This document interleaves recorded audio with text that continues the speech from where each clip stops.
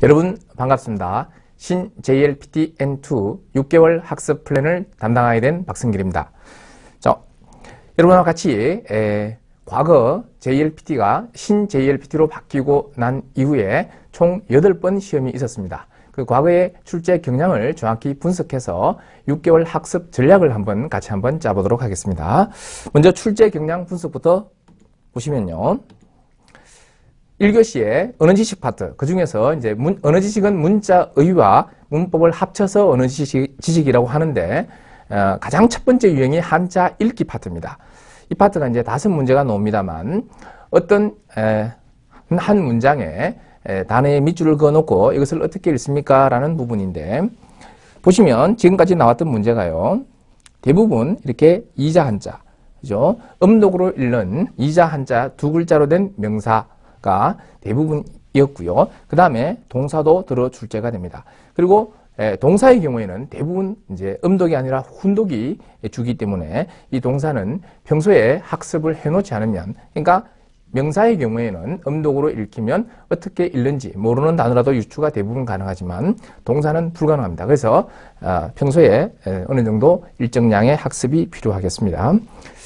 그리고 이제 보시면 2012년도 같은 경우에는요, 생활 속 용어들도 들어 출제가 되었다 이렇게 나오고요. 그 다음에 가장 최근에 보시면 회화체보다는 의 자체의 수준을 측정하고자 하는 조금 N2 수험자들한테는 다소 어렵게 느껴질 수 있는 그런 단어들도 간혹 나오고는 있습니다. 그래서 나름 이제 시험이 N2니까 적어도 N2 정도 가지려면 이 정도 의의는 알아야지 하는 그런 이제 단어들도 간혹 보이고는 있습니다만, 그러나 충실히, 그죠? N2 이제 기본서로 충실히 대비를 하시면 충분히 대부분 다 맞출 수 있는 문제들로 구성이 됩니다. 두 번째 한자 표기 파트는 첫 번째 유형과 반대라고 보시면 됩니다. 히라가나의 밑줄을 그어놓고 이 문장에서 이 단어는 어떤 한자를 요합니까? 라는 부분인데, 이 파트가 이제 N1 가시게 되면 없어지는 파트입니다. 근데 기본적으로 N2에서는 최근에요, 보면, N2에서는 자주 등장하는 단어이기는 한데, 이 표기 파트에서 그동안 잘 나오지 않던 문제들이 최근에 표기 파트에서도 많이 나오고 있습니다. 그리고 명사의 경우에는요, 대부분 비슷비슷하게 생긴 한자들로 혼돈을 줍니다. 그래서 한자를 써가면서 정확하게 암기를 해 두실 필요가 있습니다. 그 다음에 동사 같은 경우에는요, 같은 발음으로 나지만, 같은 발음은 같이 나는데 한자를 여러 개 쓰는 동사들이 있습니다. 한자를 2개 내지 3개 이상 쓰는 동사들이 있는데, 그 경우에는 이 문장에서, 그죠? 어떤 의미로 쓰이는가를 잘 파악하셔서 정답을 고르셔야지, 무조건, 쯔또메루 나왔다 그러면요, 여러분 예를 들자면, 이것도 쯔또메루입니다. 그죠? 이것도 쯔또메루인데, 근데 가장 기본적으로 여러분들이 알고 있는 게, 근무하다에 쯔또메루가 있겠죠. 그러면, 쯔또메루 그러면 그냥 무조건 그냥 이 근무하다의 쯔또메루만 체크할 것이 아니고, 힘쓰다, 노력하다라는 의미로 쓰이면 이걸 체크하셔야 된다는 얘기입니다. 그래서 문장의 의미를 잘 파악하시자는 거. 그 다음 또 하나 더 있습니다만, 그죠? 세 번째, 이제 어형성 파트로 가시면요, 대부분 이제 파생어하고, 그 다음에 복합동사를 묻는 파트가 되겠습니다. 복합동사라는 것은 예를 들자면, 하나스가 말하단데, 이야기하단데, 자, 하나시에다가 가케루, 걸다라는 말을 합치게 되면 이야기를 거는 거니까 말을 걸다라는 의미가 되죠. 그래서 여기에다가 갈로를 치고 어떤 동사를 집어넣으면 이 문장이 자연스럽습니까? 이런 걸 물어보는 거고요. 파생어라는 것은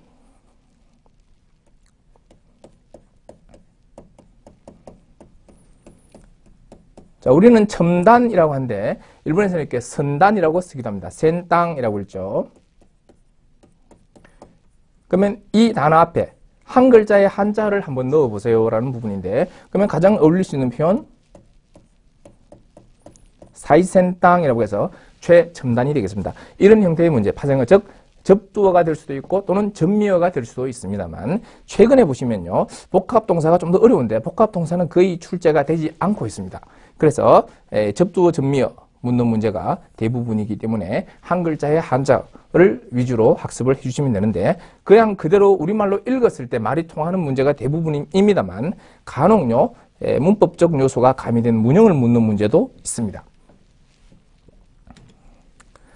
다음 역시 의형성 파트에서 우리가 이제 아무래도 한자 문화권에 속해 있다 보니까 굉장히 유리한 파트일 수는 있지만 그냥 그대로 해석했을 때 말이 잘 안 되는 경우도 있죠. 예를 들자면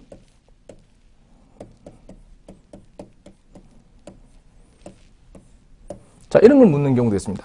그러면 이게 인이고 이건 병자입니다. 그럼 인병 이렇게 해석을 해서는 전역이 무슨 뜻인지 알 수가 없는데 이걸 히도나미라고 했습니다. 이때 나미의 뜻은요 어떤 수준, 레벨이라는 뜻입니다. 그래서 보통 남들 수준, 다른 사람들만큼이라는 의미로 히도나미라고 하는데 이런 표현, 그러니까 한자 그대로 읽어서 해석이 되는 경우가 대부분이지만 그렇지 않은 일본어의 표현을 묻는 경우도 있으니까 같이 알아두시면 되겠습니다. 네 번째 문맥 규정이라는 파트는요. 그야말로 이거는 이제 의형성은 지극히 제한적인 거라면 문맥 규정은 전품사에 걸친 N2 의력을 갖추고 있느냐 하는 것을 물어보는 문제가 되겠습니다. 그래서 보시면 의성어 라든지 의태어 같은 이런 부사, 그 다음에 가타카나 문제도 출제가 될 때가 있고요. 그 다음에 명사, 그 다음에 동사, 형용사 위주로 출제가 됩니다. 그래서 어느 한쪽에 물론 이번에는 조금 명사나 동사 위주로 많이 나왔다. 아니면 의외로 이번에는 부사나 뭐 또는 이제 가타카나 이런 위주로 많이 나왔다. 이런 경우가 있습니다만 그러면 7월 시험에 12월 시험에 어떤 쪽으로 많이 나올지는 아직 정해져 있지 않습니다. 그 부분은 이제 그때 가야 알 수가 있기 때문에 항상 어느 쪽에도 무리 없이 대응을 할 수 있도록 대비를 해 놓으셔야 되겠습니다. 이제 다섯 번째 유형이 교체 유의어 파트가 되겠습니다. 여기서 이제 비슷한 말, 그죠? 가장 흡사한 말을 찾는 문제인데요. 여러 품사에서 골고루 출제가 되고 있다는 것. 그 다음에 사전에 보면 동사 같은 경우 특히 다이어가 출제되는 경우가 있습니다. 그러니까 많은 뜻을 가진. 그러면 이런 경우에는 사전에 첫 번째 뜻, 즉 1번의 뜻만 알고 있어서는 풀 수 없는 경우도 있으니까 다이어 같은 경우에는 꼭 3가지, 4가지의 의미를 같이 알아두셔야 되겠습니다. 그 다음 한 가지만 더 말씀드리면 이 교체 유의에서 예를 들어서 야마노 후모토 자, 야마노 후모토를 해석을 어떻게 하냐면 상기석이라고 해석을 합니다. 근데 이와 가장 흡사한 의미를 물었습니다. 그러면 상기석이라는 말을 이 후모토라는 단어가 상기석이다, 기석이다 이렇게 알고는 있는데 이게 정확한 의미를 모르면요 답을 못 고릅니다. 그래서 야마노 시다노호라고 되어 있습니다. 산 아래쪽, 이게 정답이었습니다. 그래서 이게 산 위쪽인지 아니면 산 중턱인지 산 아래쪽을 의미하는 건지 우리말로 상기석이라고만 알고 있어가지고 실제 이렇게 문제가 나와버리면요 답을 못 고르는 문제도 있으니까 정확히 그 상기석이 산의 어느 부위를 어느 부분을 이야기하는지를 정확히 캐치해 놓으셔야 되겠습니다. 자, 그 다음에 용법 파트는 이제 문자의 마지막 파트가 되겠습니다만 주어진 단어, 하나의 단어를 주게 됩니다. 그걸로 만들어진 4개의 어떤 선택지 중에서 올바른 문장을 고르는 건데요. 기본적으로 N1과는 좀 달리, 그죠? N2의 경우에는 단어의 의미만 정확히 알고 있으면 대부분 다 풀리는 문제들입니다.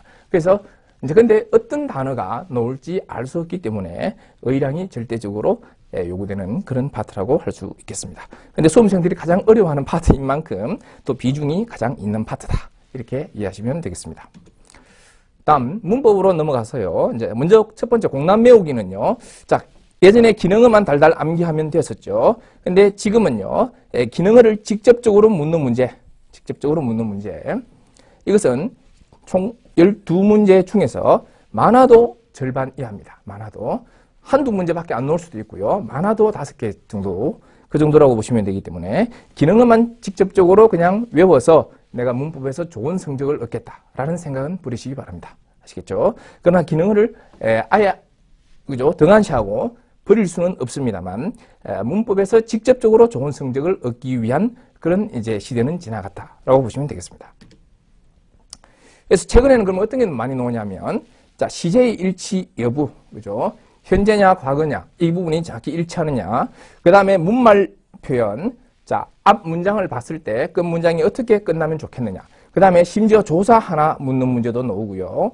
그 다음에 기본 문법인 종경어, 겸양어 관련 이 경어 표현, 그 다음에 주고받는 수수 표현이라든지 사역, 이런 기초 문법 N2에서도 출제됩니다. 심지어 N1에서도 출제가 되고 있고요. 그래서 근데 단순히 그냥 쉽게 아주 N4 수준으로 나온다는 얘기가 아니고 이런 N4, N3 수준의 기초 문법을 조금 더 응용하고 한 단계 더 꼬우고 발전시켜서 문제를 내기 때문에 정확한 이해를 하셔야 됩니다. 그 다음에 접속사를 묻는 문제도 있습니다. 근데 이 접속사는 그냥 어휘지 이것을 문법이라고 보기는 어려운데 최근에 이게 문법 파트에도 출제가 되고 있다는 것은 이제는 그냥 언어 지식이라는 한 틀이다라고 이해하시면 되겠습니다. 다음에 순서 조합을 한번 보시면요. 기능어를 알고 있으면 그러면 기능어를 이제 아예 공부를 안 해도 됩니까? 라고 생각할 수 있는데 그렇지는 않고요. 이 기능어를 알고 있으면 이 문맥 배열할 때 상당히 좋은 경우가 있습니다. 이렇게 4개가 있으면 자 1, 2, 3, 4 중에서 1, 2, 3, 4 중에서 예를 들어서 이렇게 기능어를 알고 있다는 이유로 충분히 예를 들어서 3, 1 이렇게 걸 수가 있다는 얘기죠. 그럼 그렇게 걸어놓으면 남아있는 것은 2와 4번이죠. 그러면 여기에 2, 3인지 4인지 두 개만 놓고 고민을 하시면 되기 때문에 그래서 기본적으로 기능어는 다른 쪽에서도 독해와 청해 쪽에서도 많이 활용이 되니까 기본적으로 의의량 늘리는 데 있어서 필수적인 요소라고 할 수가 있겠습니다. 그 다음에 문형하고는 특별히 상관이 없이 그냥 앞뒤의 문장 구조라든지 그 다음에 조사가 어디로 가야 되는지 이런 흐름을 이해하는지 여부를 묻는 문제도 최근에 출제가 되고 있습니다. 마지막에 이제 문장의 문법이라는 것은요. 자, 독해처럼 지문이 있습니다. 하지만 문제는 없고 선택지만 있다는 얘기죠. 즉 뭐냐면 문제 유형이 빈칸 메우기의 형태로만 출제가 됩니다. 그래서 접속사라든지요. 아니면 문말 표현은요. 앞 문장을 쭉 봤을 때 이어지는 말 뭐로 끝이 나면 좋을까요? 이런 것을 물어보는 형태고요. 지금까지 8번의 시험 중에서 한 번 정도, 그죠? 한 번 정도 조금 난해한 그런 지문이 나왔었고 그 외에는 굉장히 일상적인 그런 평이한 문제들이 출제가 되었다라고 보시면 되겠습니다. 자, 그 다음 역시 1교시에 그대로 이어서 시험이 치루어지는데 독해 60점의 배점을 가진 독해는요. 지금까지 다른 파트, 즉 청해라든지 언어 지식에 비해서 상대적으로 난이도가 높았다. 그리고 학생들이 가장 어렵다고 이구동성으로 이야기를 많이 한 파트입니다. 근데 지문은 어떤 것들이 나오냐면 좀 간단한 에세이라든지 그 다음에 이제 신문, 사설, 갈수록 이제 논설문, 설명문, 의견문, 정보 전달문 이렇게 다양하게 출제가 됩니다. 질문 내용은 주로 보면 밑줄하고 관련된 내용이라든지 그 다음에 어떤 것을 유추해야 되는 거, 그 다음에 목적이 뭔지 또는 이유가 뭐 때문인지 지시어가 가리키는 내용이 뭔지 이제 그다음 마지막에 보면 필자의 의견이라든지 이 글의 내용과 일치합니까? 이런 형태로 문제가 구성이 되죠. 자, 그 다음에 여러분들이 이제 반드시 알아두셔야 할 것이 뭐냐면 지문에서 구체적인 예가 나옵니다. 예를 들어서 다토해봐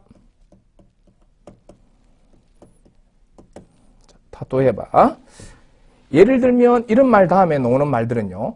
정답과는 관련 없는 것이 대부분입니다. 왜냐하면 이해를 돕기 위해서 구체적인 예를 든 것이기 때문에 그 다음에 나오는 말들은 정답과는 크게 관련이 없다라고 생각을 하시고 그것은 조금 이렇게 그냥 흘려보듯이 이렇게 보시면 되고요. 어디에 집중을, 그러니까 강약 조절을 잘 하셔야 됩니다. 어디에다 집중을 해야 될지 대충 흘려 읽어도 될 부분은 어딘지 이런 부분에 대한 판단이 있어야 된다는 얘기죠.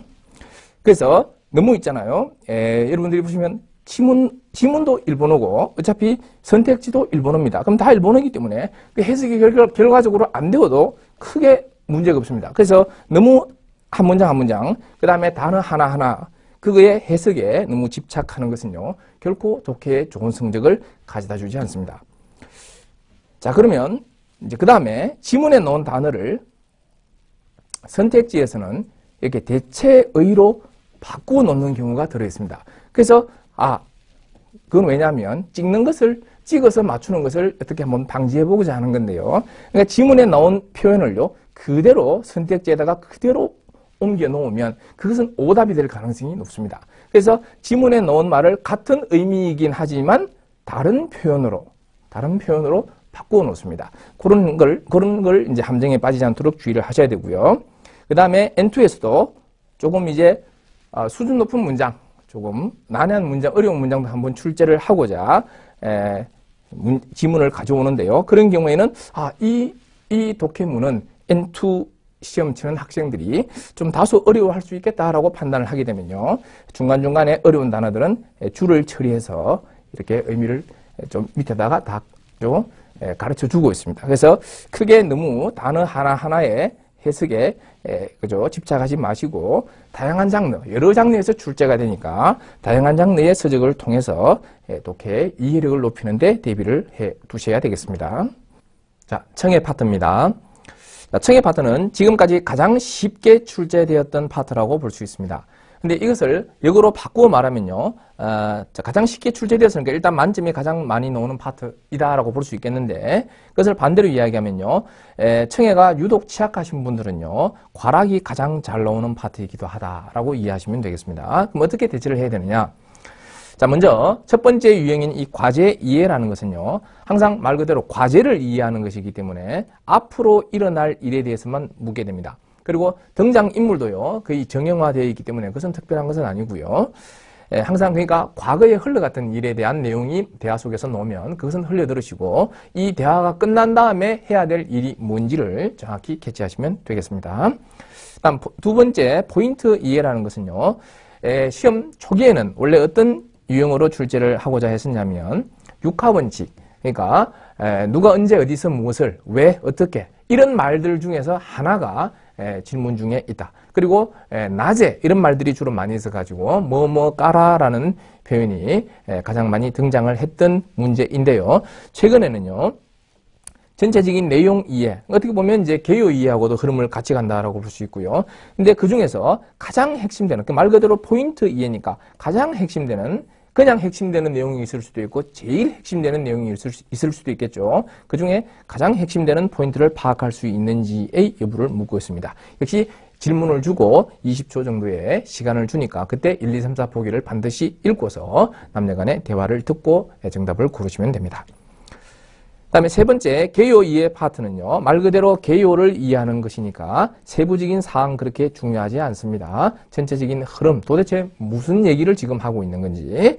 그 다음에 원래는 한 사람의 일방적인 전달 형식이었습니다. 그죠? 남자면 남자, 여자면 여자, 혼자 이야기하는 것이 대부분이었는데 최근에는 남녀 대화문도 이 개요 이해 파트에서 많이 등장을 하고 있습니다. 이 부분은 미리 문제를 주지 않기 때문에 반드시 메모하시면서 들으셔야 되겠습니다.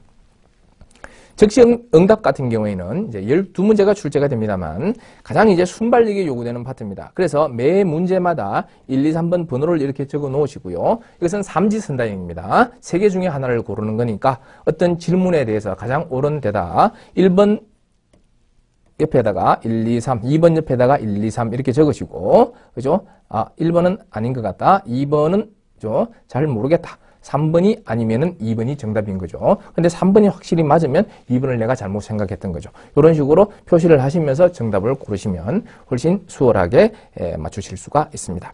그리고 시험 유형은요, 사실 여부의 확인, 너 어제 거기 그죠? 갔었니? 이런 질문, 그 다음에 의외의 상황, 생각지도 그죠? 않은 어떤 상황에 대한 질문이라든지 칭찬할 때는 어떤 식의 답변이 나오는지, 질책, 꾸중을 했을 때 뭐라고 대답을 하면 좋은 건지, 그 다음에 너 앞으로 어떻게 할 건데 라는 그런 계획, 이런 거를 묻는 실생활적인 표현들 하고요. 그 다음에 비즈니스상에서 일어날 수 있는 대화들이 주를 이루고 있습니다. 12문제가 대부분 다 이런 내용들로 구성이 되어 있습니다. 마지막에 종합 이해라는 것은요, 지문의 길이가 다소 깁니다. 그래서 반드시 메모가 필요하고요. 역시 개요 이해와 마찬가지로 질문을 먼저 주지 않는다는 거. 그래서 반드시 최소한 키워드만이라도 반드시 메모를 하시면서 문제를 푸셔야 되겠고요. 특히 이 종합 이해는 3문제가 나오는데 마지막 문제 같은 경우에는요, 어떤 남자 또는 여자가 일방적으로 이야기하는 정보 전달문을 먼저 듣고요. 그 다음에 남녀가 대화를 하면서 선택하는 장면이 있습니다. 거기에서 문제 3번에는 시즈몽 이지 시즈몽 니 해서 두 개의 질문이 나오는데 그 남자는 어떤 선택을 하는지 여자는 어떤 선택을 하는지 이런 형태의 문제로 출제가 되고 있습니다. 자, 이렇게 청해까지 같이 한번 다 봤습니다. 다음 기간별 학습 플랜을 한번 보도록 하겠습니다. 자, 시험이 앞으로 한 6개월 정도 남았다라고 가정을 했을 때, 자, 그러면 이제 7월 시험, 물론 이제 7월 시험이 끝나고 나서 12월 시험 대비할 때도 마찬가지입니다만, 기본적으로 6개월 학습 플랜을 같이 한번 짜보도록 하시겠습니다. 먼저, 첫 번째 1월에는요, 일단 N2 수준의 모의고사를 먼저 한번 보십시오. 아시겠죠? 그래서 지금 현재 내 수준이 어느 정도인가, 어느 정도에서 지금 내가 N2를 준비하려고 하는가라는 시작점에서 나의 수준을 정확히 진단을 한 다음에 각 파트별로 어떤 게 더 취약한지 그거에 더 포커스를 맞춰서 준비를 하시면 되겠습니다. 그리고 1월에는 언어 지식 중에서 특히 첫 파트 1, 2, 3 그러니까 한자 읽기, 한자 표기, 그리고 어형성이라는 파트가 되겠습니다. 여기에 더 중점을 두면서 물론 다른 것도 그죠. 부수적으로 공부를 하셔야 되겠습니다만 메인을 여기에 포커스를 맞추시고 준비를 하시고요. 독해의 경우에는 일단 길이가 길어짐으로 해서 학생들이 어려워하는 경향이 있습니다. 그래서 단문부터 먼저 준비를 하십니다.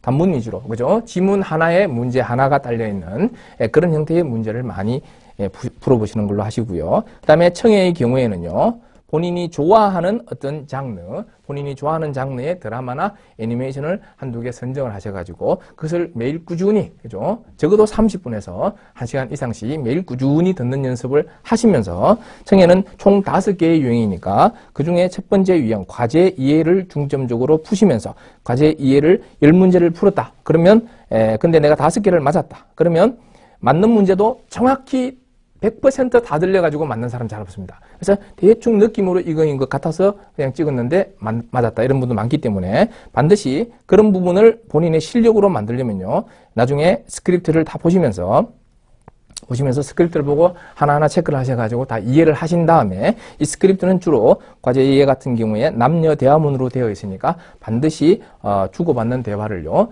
거의 암기할 수 있을 정도로 읽어주시기 바랍니다. 아시겠죠? 한 수십 번 읽다 보면요. 저절로 암기가 될 때가 있습니다. 그래서 이게요. 이렇게 해서 암기를 해놓으면 이게 저절로 회화에서 쓰이고 그게 또 저절로 청해 실력 업그레이드가 되니까 반드시 이 작업을 병행을 해주시기 바랍니다. 2월에 넘어가서 자 언어 지식 같은 경우에는 이제 문자의 파트에 4, 5, 6이 되겠습니다. 4, 5, 6. 그래서 네 번째 파트가 문맥 규정, 저 빈칸을 메우는 그런 형태의 문맥 규정이 되겠고요. 다섯 번째 교체 유의어, 즉 비슷한 말 찾기. 여섯 번째가 이제 하나의 단어를 주고 문장을 만들어 놨는데 올바른 문장은 하나밖에 없다라는 용법 파트. 여기에 포커스를 맞춥니다. 그다음에 독해는요. 이제 단문을 뛰어넘어서 중문, 조금 길이가 길어지는 중문. 중문은 지문 하나에 문제가 3문제가 나옵니다. 그래서 단문은 지문 하나에 문제가 하나지만 중문은 지문 하나에 문제가 3개가 달려 있으니까요. 다소 길이가 길어집니다. 그래서 단문에 대한 충분한 연습을 1월에 하셨으니까 2월에 와서는 중문에 포커스를 맞춥니다. 그 다음에 청해는 두 번째 유형. 그죠? 물론 이제 일드나 애니메이션을 꾸준히 들어주시는 것은 계속 하시고요. 그 다음에 두 번째 유형 포인트 이해라는 것을 과제 이해와 같은 형태로 학습을 중점적으로 하시면서 그 다음에 가급적이면 스크립트를 거의 암기하는 수준까지 의식적으로 암기하려고 하지 마시고요. 반복적으로 읽다 보면 저절로 외워집니다. 그렇게 해주시면 되겠습니다. 다음 3월에 가시면 이제 언어 지식 쪽에서는 문법 파트로 넘어갑니다. 그래서 7번째 유형이 공란 외우기, 문법의 공란 외우기. 그래서 기본적으로 기능어도 어느 정도 학습을 하시되 최근에 출제되는 경향이 그죠? 가장 기초적인 문법들도 많이 나온다라고 했으니까 같이 병행해서 공부를 하셔야 되겠습니다. 그 다음에 독해 같은 경우에는 중문도 그죠? 하시면서 이제 장문도 병행을 하는 형태로 가시면 되겠습니다. 아시겠죠? 그래서 그죠? 중반 정도까지 중문 위주로 하시고요. 그 다음에 3월 한 후반부터는 장문도 이제 학습을 하는 형태로 가시고 청해는 세 번째 유형. 그죠? 세 번째, 개요 이해 파트를 중점적으로 하시고, 역시 스크립트를 통해서 거의 반복적으로 읽으셔가지고 암기하는 수준까지, 물론 드라마나 애니메이션은 계속 보셔야 됩니다. 그 다음에 4월에 넘어가셔서, 역시 언어 지식에서는, 이번에는 8번째 파트와 9번째 파트, 즉, 순서 조합하는 거 있죠. 이것은 뭐 그렇게 어려운 게 아니니까 뭐 조금만 연습을 하시면 됩니다. 그 다음에 9번째 파트는 독해처럼 생겼지만 독해보다는 훨씬 쉬운 그런 문법. 그래서 내용만 정확히 이해를 하시면 그냥 빈칸 메우기는 다 풀릴 수 있는 그런 문제들이니까 이 두 개를 같이 중점적으로 공부를 해 주시면 되겠습니다. 그 다음에 독해 쪽으로 가서는요.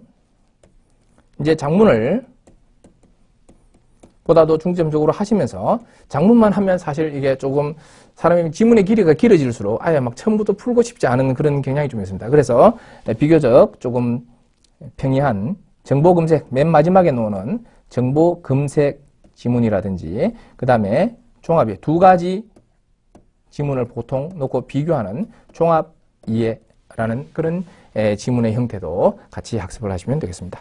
그 다음에 청해 같은 경우에는 파트 4, 즉시 응답이죠. 즉시 응답. 그야말로 순발력을 요구하는 세 가지 중에서 하나 고르는 그런 형태의 문제.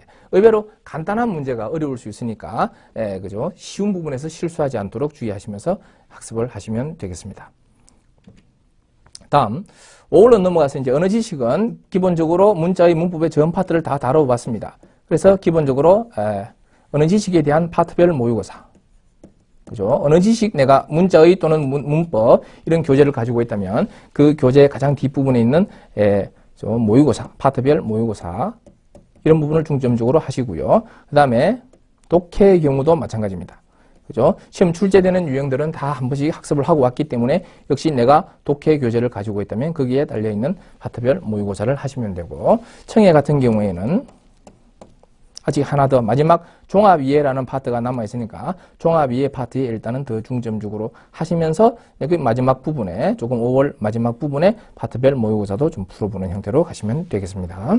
그다음 6월에서는 이제 이제 실전 모의고사로 가야 됩니다. 그래서 올해는 어떤 파트별로 나누지 마시고요. 실전 모의고사, 실제 시험과 동일한 형태의 모의고사를 많이 풀어보셔야 되는데 예를 들어서 실제 시험에서 언어 지식, 그 다음에 독해, 청해 이렇게 되어 있는 전체 시험과 동일한 형태의 이런 모의고사 문제집을 통해서 문제를 푸시고요. 이 문제를 풀고 그냥 몇 개 맞았다 하고 그냥 끝내고 마시면 안 되고요. 그 문제를 틀린 거를 뭐 때문에 틀렸는지 그 틀린 거를 정확하게 내 것으로 만드는 작업까지 정확하게 병행을 하셔야 됩니다. 그렇게 하셔가지고 1월 달에 처음 시작점에서 나의 성적이 몇 점이었는데 6월 마지막 모의고사에서 나의 성적이 몇 점이다. 이렇게 발전돼 온 모습을 보시고 확인하시고 7월에 시험장으로 향하시면 되겠습니다.